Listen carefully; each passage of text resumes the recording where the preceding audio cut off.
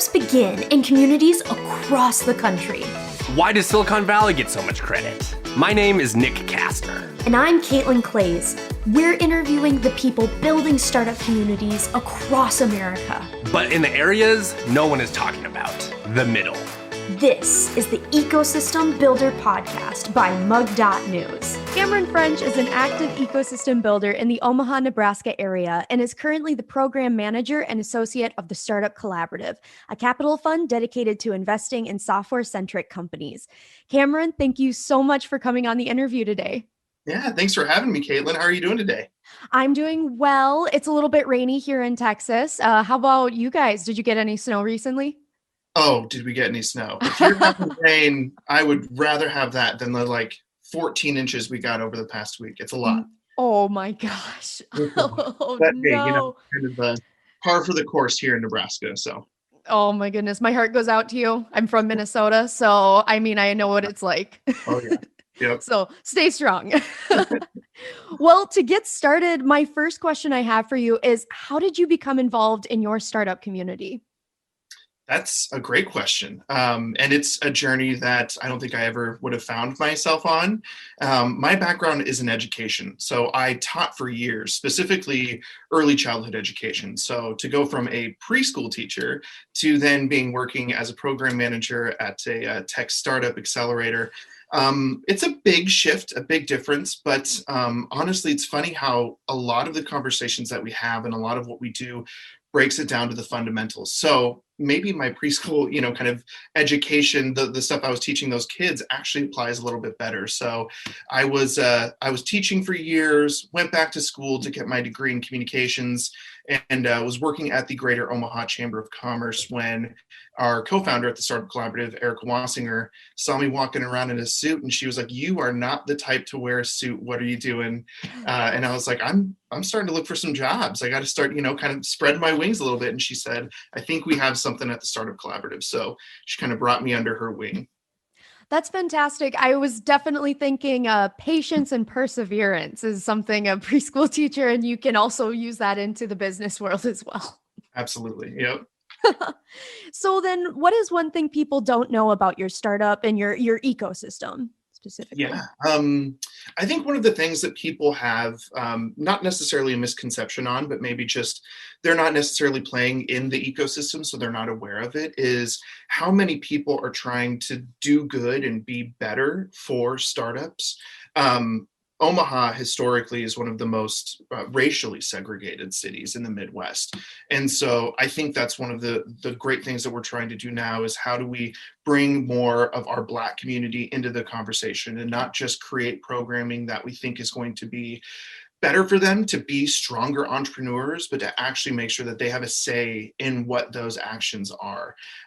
Being Black History Month, we want to make sure that we're not only recognizing the entrepreneurs of the past, but also the current entrepreneurs who are hustling, who are building, and then finding out ways to more intentionally reach out into those communities and say, what else can we do to help make your entrepreneurship ecosystem stronger? So I think that's something that most people don't really know. They hear venture capital, they hear tech startup, and they have, kind of the media viewpoint of what that type of ecosystem would look like. And so I think it's interesting to peel it back a little bit further and say, there's people here who don't look like the typical entrepreneur. And so how do we elevate those communities even more intentionally?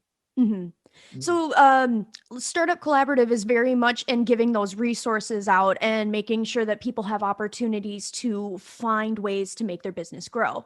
So my next question was, if someone is looking to start a business in your community, are they eligible for any local grants or interest-free loans? Yeah, absolutely. There's a lot of great grants that are available for entrepreneurs that we really help them build toward. Our entire program at the Startup Collaborative is really building the foundation for these startups. So it's from the initial inception when people have those light bulb ideas to their first 100 customers and then beyond. And so what we do is we intentionally build those startups with those building blocks to say, when you're ready to start applying for those grants, you're going to have all of that due diligence completed so that you're applying without any of that worry of like, am I going to get it because I don't have something necessarily included in those documents? We make sure that everything is kind of all brought together in that aspect. And then of course our, the baton from grant funding to, eventually venture capital or potential angel investors, whatever that happens to look like for the startup and where they're playing. There's more and more players that are coming to the table, which is really great. And so whether that's initial grant funding when you're really pre-seed early stage startup, or if you're starting to really, put some pedal to the metal, I don't know, it's too early for me to start using analogies like that. But we want to make sure that there are opportunities for every startup within our portfolio and even outside of it, where they can continuously build with the next steps that are right for them. Mm-hmm. Well, it's definitely, you're painting a picture of it being not so intimidating. I know me and another person on mug.news, you're the first person to hear this on record, but we're starting a new show. I know, but I won't share any more than that. But we are in that process of looking for loans. And I completely understand there's a little bit of that stress. Are we early enough to get that early investment, or are we having to look at other places? So it's really interesting to hear that you're very flexible with what you do. And no, I thought that taking away that intimidation factor is also very welcoming and very warm. Absolutely. And transparency is so key. I feel like so much of entrepreneurship is kind of behind closed doors, where people, it's, kind of that Wizard of Oz aspect. They don't get to see what's actually happening and who's, pulling all the levers. And so what we want to try to do is remove any of those obstacles or those barriers so that people can come to the table as their full selves and feel like whatever that happens to look like won't be a detriment toward their success. So removing, any of those barriers is really key too. Mm-hmm. So then if someone were to move to your community tomorrow and wanted to build a business, what should they do first? Well, we always say, don't start building yet. Don't put any code down. Don't put any money toward, buying a logo and getting a website up. The first thing people need to do is really look at the problems that they're keen to solve. And not only look at that, but then start to outsource that problem to who they think is their intended customer. Removing your own biases from that equation is a really hard thing to do, because you want to have that kind of like, this is my idea, I came up with it. Every great entrepreneur that you hear about has that light bulb idea. But that doesn't mean you should just immediately start building toward it.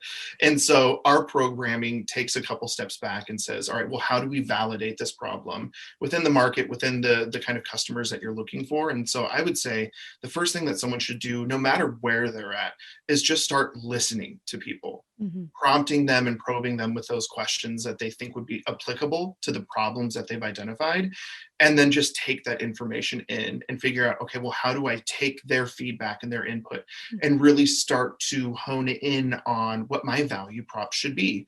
And so that's what I would always suggest. And then don't be afraid to reach out to other people to just see what's available, what's out there, what's free. If there's anyone who's got some extra time on their schedule during the week, and they've got that scratch they want to itch from an entrepreneurial perspective, are they willing to kind of help out? And so I would say that's one of the things that we always suggest for people is don't hesitate to reach out and ask for more help.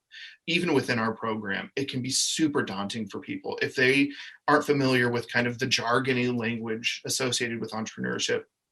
We want to be able to say, let's just schedule a Zoom call and let's just talk. That's sometimes the greatest way to break down those barriers. So don't be afraid to ask for help. That's probably my main suggestion. And it's a very good advice as well. Going off script a little bit, I have a friend who's an entrepreneur, and she asked me this question, and I was like, an ecosystem builder would probably be better to answer it. But the question she asked is, when entrepreneurs have an idea, should they close off that idea in fear of someone taking it? Or how would you recommend I answer her to this question? Yeah, that's one of the most common questions we get when we have kind of an initial meeting with someone and they're interested in our program. One of the first questions is, well, let's sign an NDA. I don't want my idea getting out. I don't want anyone taking this. And out of the probably 600 entrepreneurs that we've worked with at the Startup Collaborative, I have never experienced an idea being poached, being taken, because if you've got an idea worth building, odds are there's at least a dozen other people, either locally, regionally, nationally, that are starting to work on that problem and are probably a couple steps ahead of you.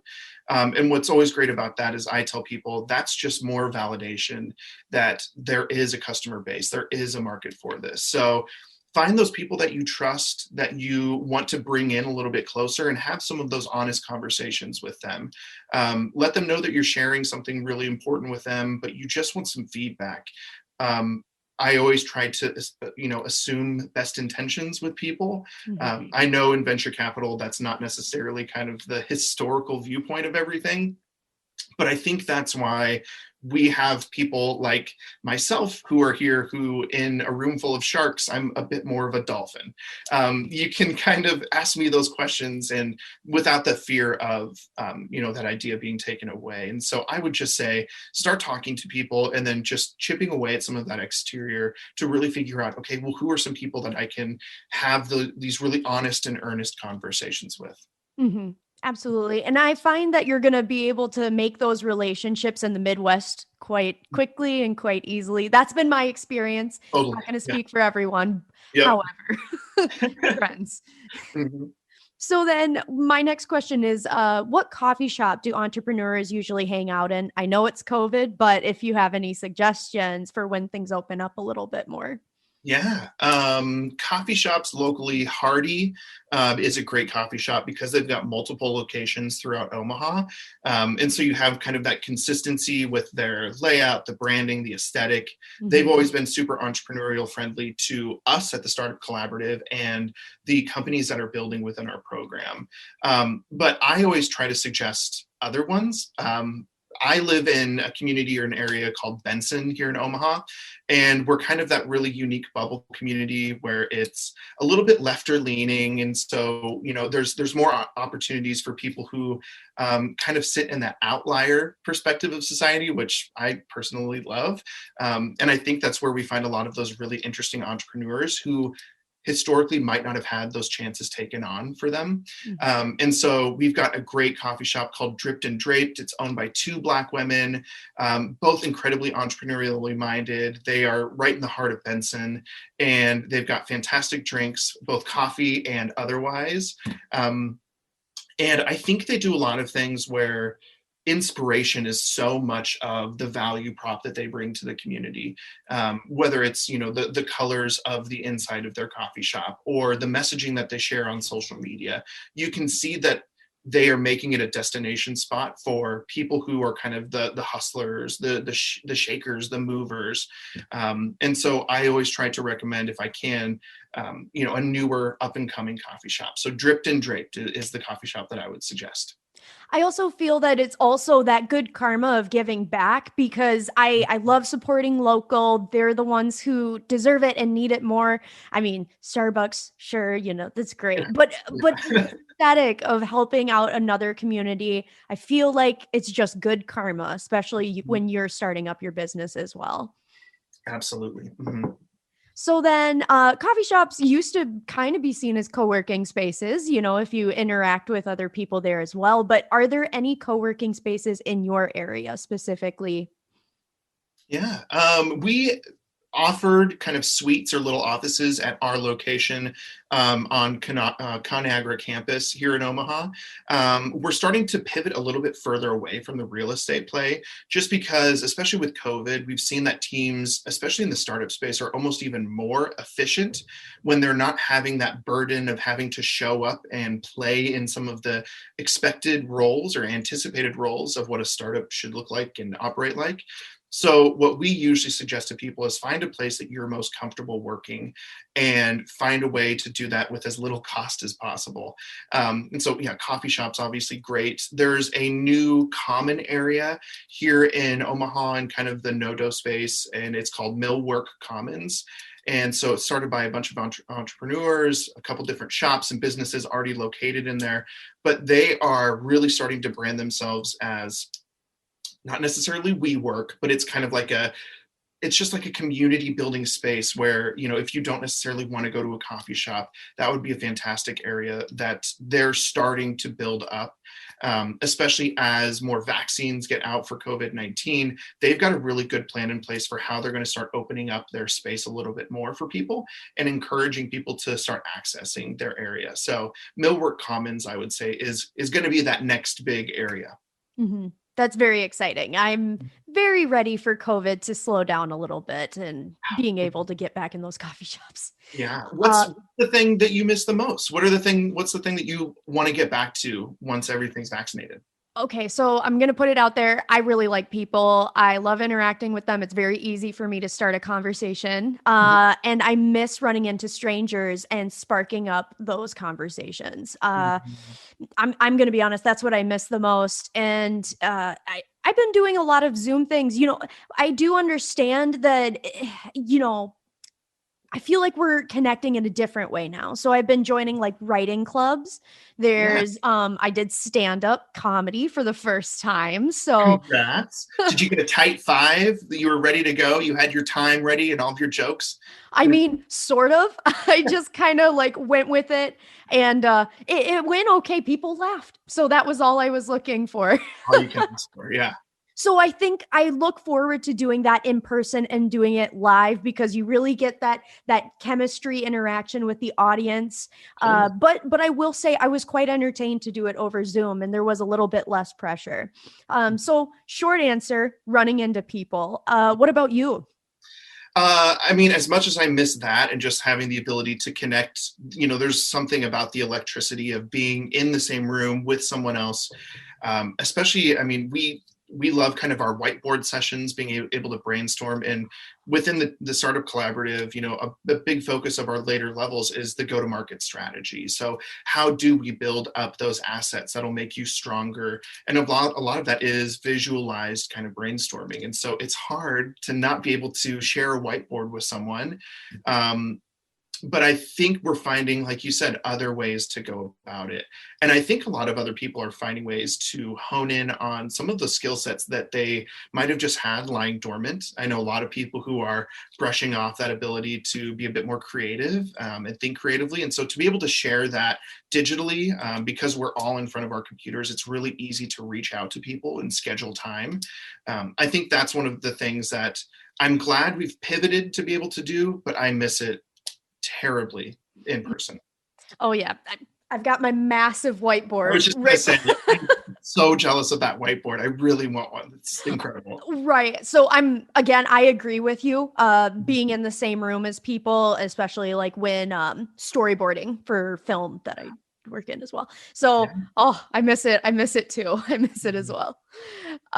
So then my next question for you is, where would someone go to learn about upcoming events in your community? Oh yeah, that's a great question.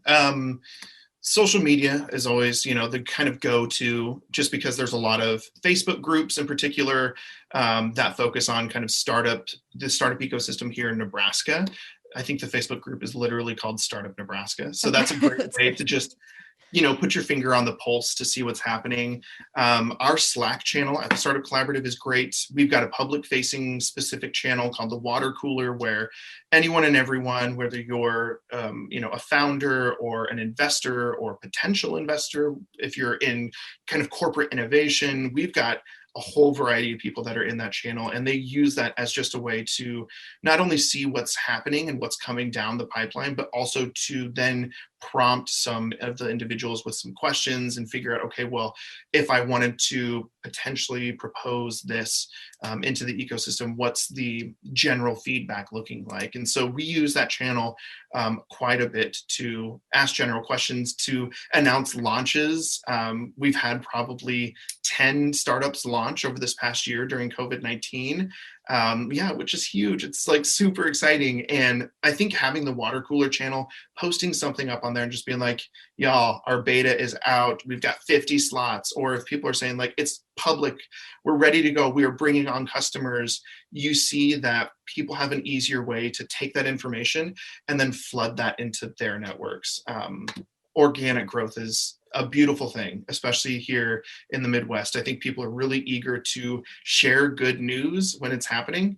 And so that's one of the things that I find really exciting is our water cooler channel it's a great spot for people to hop into, and it's totally free. So That you covered it beautifully. I was going to say those forums is where you can connect with people, and you answered it completely. That was exactly what I was going to say as well. So, then what are some, this is a tough question because you work with so many people, but, what is the most notable startup from your community, or a couple of them that come off the top of your head? most notable, I mean, I'm going to revert to my teaching days, and I'm going to be like, no student is better than any other. But we do have some that I think over this past year have stories worth celebrating. Within our portfolio, I mean, retail aware has been growing like gangbusters over this past year. JobShare Connect is bringing in a whole new idea for how to work and how to share jobs here in Omaha and kind of abroad. Let's see, her headquarters, Karina Glover, the founder of her headquarters, is a maven when it comes to entrepreneurship. She is so hardworking, and I think she's a person that people should really start to look up to if they're not already.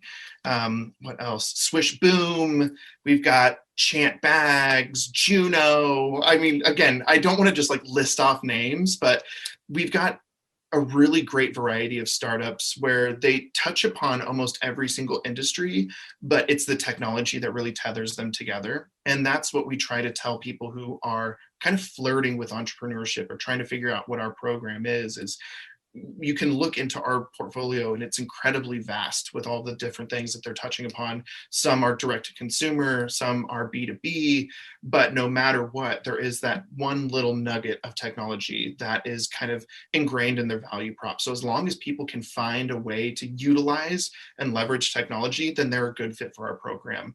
And I would say most of our portfolio companies would speak upon that behalf as well too. Mm-hmm. So you noted a couple entrepreneurs out the gates. I was wondering if were there any other notable entrepreneurs that you've worked with as well? Really other notable entrepreneurs. Are you looking for specific names or just other people and just kind of like a who's who? Yeah, sure. Like anything that comes to mind, or someone you've even enjoyed interacting with that you'd recommend people reach out to, kind of just to broaden the question, help answer it a little. Totally. Yeah, absolutely. I mean, I've always worked closely with entrepreneurs. Even when I was teaching, I always had side gigs helping with marketing efforts for small businesses and nonprofits. And I think one of the most exciting things is figuring out who those people are that don't necessarily sit in the same circles as you, even as we are trying to disrupt what the ecosystem looks like, predominantly white, predominantly male, predominantly, a little bit older in age. Once you start to step outside those circles, you find even more entrepreneurs that don't necessarily look like us, that have different lived experiences, and I think that's so important to figure out. And so that's one of the things that I think we're trying to do a lot better in, not only for this year but in the future, is just finding ways for those entrepreneurs to find the spotlight, tell their stories, and hopefully find more customers too in the long run. And so I think a lot of people have that entrepreneurial mindset, but aren't necessarily entrepreneurs yet. And so I think that's one of the most exciting things, is that people don't necessarily need to feel like they need to label themselves as an entrepreneur to be kind of that founder. One of the campaigns we ran last year was just, how do you build that founder mindset no matter what role you find yourself in? And so we had parents in there, we had hairdressers, salon owners. We had kind of everyone from every walk of life. I think we had over 700 participants or something. And it was amazing to see that people were ready to kind of engage with themselves and kind of hold that mirror up to themselves and say, well, how do I take on some of those aspects of a founder in my own life? And so that was one of the most exciting things I've been a part of in this program, was just to see how many people want to be better in the roles that they find themselves in. So I think Omaha is chock full of great founders and great people. So if people have never visited, they've never really had a chance to interact with Omaha, I cannot suggest it enough. Mm-hmm. You mentioned it and it really stood out to me with, oh goodness, morning brain. But reaching out to people that are outside of your circle. I've noticed that the more diverse your pocket is, the more people, it's how you're going to open up your business to have more inclusivity. Would you agree with that statement? 100%.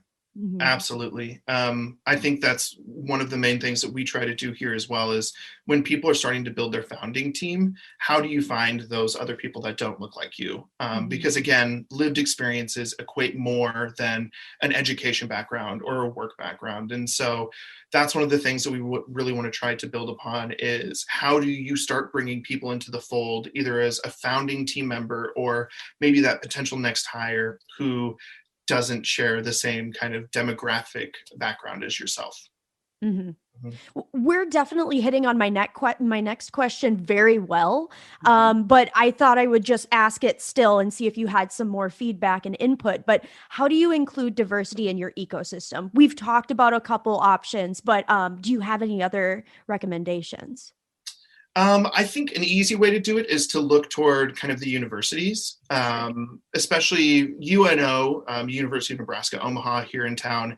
They do a fantastic job of activating their networks and kind of the different communities that are around them, but don't necessarily hold yourself to the universities. Metro Community College has some of the most fantastic entrepreneurship classes that we've had an opportunity to interact with, Mhm. and figuring out how do we go to the places where inclusivity is really being a mindful representation of that area. And so and it's not necessarily just inviting your doors and or opening your doors and inviting people in. That doesn't always work. People don't always have the same accessibility, the same time schedule, whatever it happens to be. And so I think for especially white people, we need to make sure that we hold ourselves accountable for when we are going to these communities and figuring out how do we be better allies, how do we associate better for all of you. And so I think that's one of those things is we need to just tap into those communities and say, what do you need?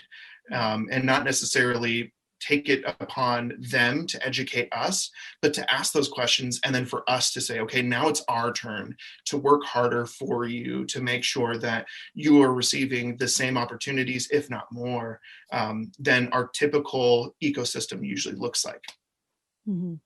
Mhm. No, a fantastic answer. There's so much to take apart right there. And then definitely educating yourself as well. So recently graduated from college during COVID, but that was one of the things too that in my equity and diversity classes is you need to make the effort to educate yourself. And that goes with anything. It truly does. If it comes to even entrepreneurship, where it's reading books, opening your mind to different opportunities and avenues, the same goes for social aspects and equity, diversity, and inclusion as well. Mhm. So, are there any news outlets, podcasts, blogs that you are interested like that in sharing that cover startups in your city or just startups in general? Well, I've heard of this great one, mug.news. Oh my Um, goodness, really? yeah. But you have been doing a really great job of interviewing people in our area and figuring out what they have to provide.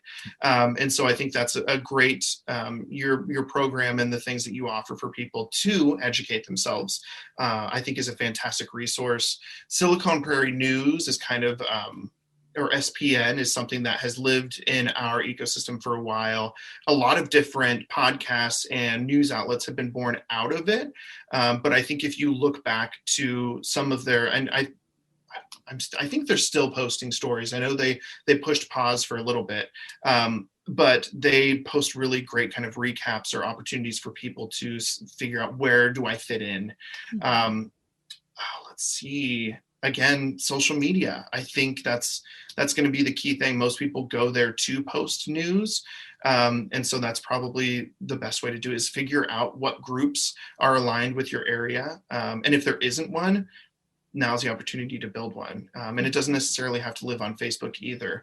A Slack channel, again, I feel like I'm just going over the same things I said before, but we have a lot of Slack channels in our area specifically to just kind of like jobs. We've got one for project managers and product managers here in Omaha, where it's just kind of like we're all in the same boat, working for different companies, but our jobs are the same thing. So how do we start tapping into each other's kind of expertise and figure out what other books are out there? What podcasts are you listening to? And so I would say, just don't think of just the conventional ways of finding those groups and those news sources.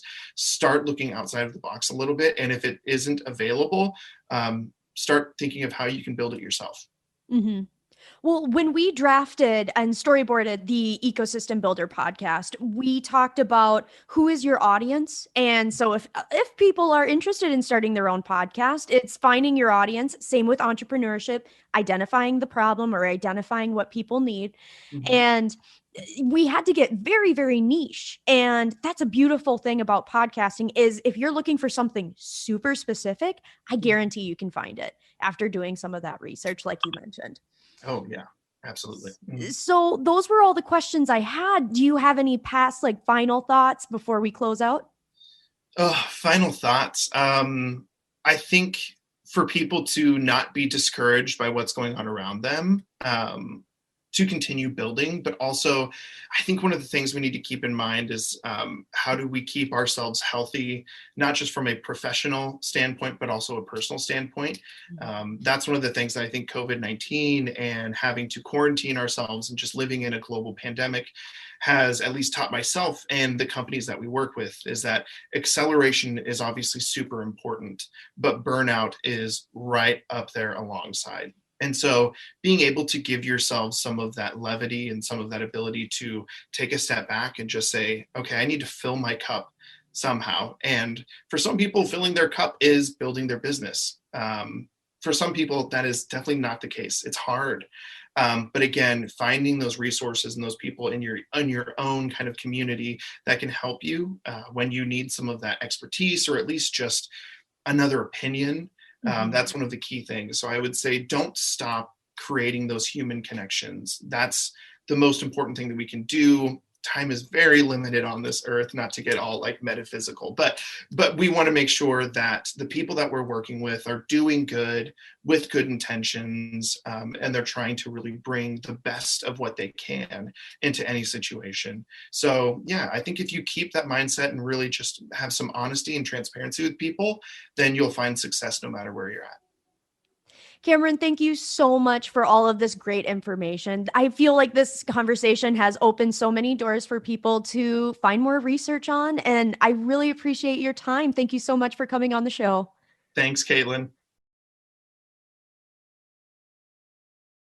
Now that we've learned about an ecosystem from the person building it, I'm going to link back up with Kaitlyn to clarify some jargon and take a deeper dive into this community.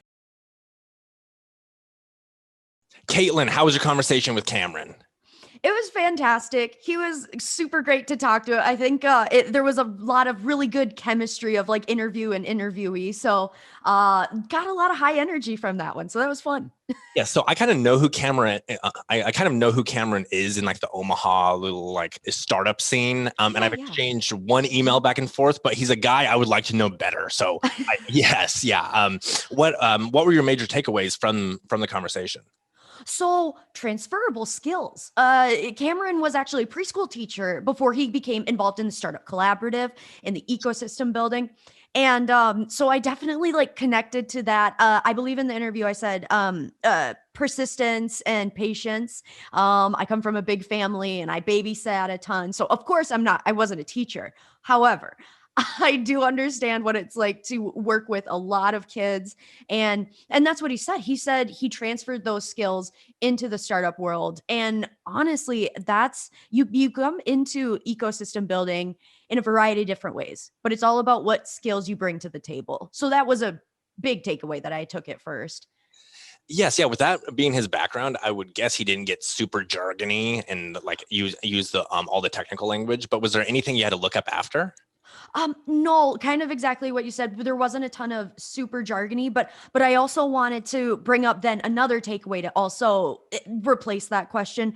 So he had mentioned that Omaha is very racially segregated. So Startup Collaborative has been working with opening opportunities to minorities, and we talked a lot about opening space at the table. We need to bring in people to just have a voice. So we talked a lot about that, about what Startup Collaborative is, what resources they have. I really appreciated that he brought that up and we had that conversation. Yes, yeah, it's a thing about Omaha that I guess people don't always realize, but it is one of the most racially segregated communities in the entire country. And J. Cole actually just produced a documentary about it that followed two African American men in Omaha, and that like ended up taking two just very different paths. That I think it's on Hulu, and I don't recall the name of it. However, it is like it's a thing about the Omaha community that like, to solve the problem, everyone first needs to address that it is a very, very big problem. But it is also good to see people from the startup collaborative begin to kind of work through that, and then like reach out to the different communities within the city. Right. And then he did bring up the African American community as well. So when we're filming this episode, it is February. So it's Black History Month this month. And depending on when this episode gets posted, hopefully it's in February. But if not, we should continue to talk about this throughout the year. It doesn't matter. This conversation shouldn't be held to 1 month. So just so listeners know, we did reference it's Black History Month. So if it's not February when this episode is posted, just hang in there. We should continue to have this conversation. Yes, yeah. And Kaitlyn and I kind of discussed from the content creator perspective, like how to, I guess, handle Black History Month. And it's like important that when you like are featuring someone, ask how they want to be represented. And it is also very, very important that we like continue to feature and highlight these different the work from like people with different backgrounds and upbringings throughout the entire year. Like this is not just like a February thing, and then like once February 28th or however many days are happening this February, that will like once that's over, the conversation's done with. It is like definitely something to keep in top of mind throughout the entire year. And, you know, I mean, to bring this to the table, this was a conversation you and I had off screen, but another intention, and I think it's really good to address this because we want to be inclusive here at mug.news, right? We want to be inclusive in the podcast. That's why we do our absolute best to bring as many people as we can of different diversities, every background.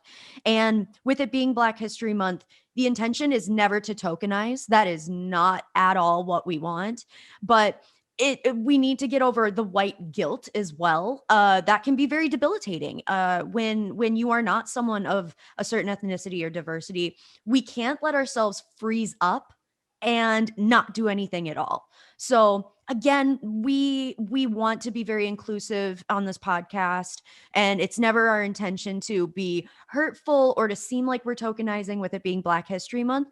We just want to feature and we just want to highlight just the different diversities and backgrounds.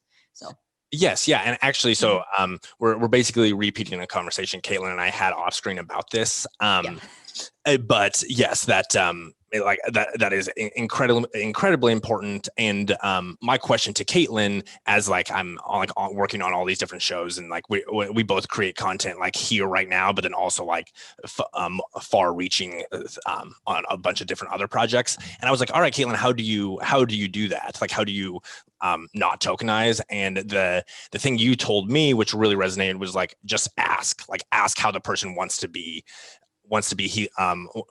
ask how the person wants to be represented, and then represent them like how they want to, which stuck with me as I was like went about having different conversations in the last, I guess, 2 weeks was when we had that about 2 weeks ago, right? Yeah.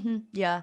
Well, I also thought that it was a great conversation to have because you brought up that you had the question, and that's a great start. And so it made me also question what are my thoughts as well, and look back and reflect on the experiences that I've had with working in diversity at my old university. And then I also wanted to point out now Cameron is not African American, so it's not he's not representing a community. He's just bringing attention to it.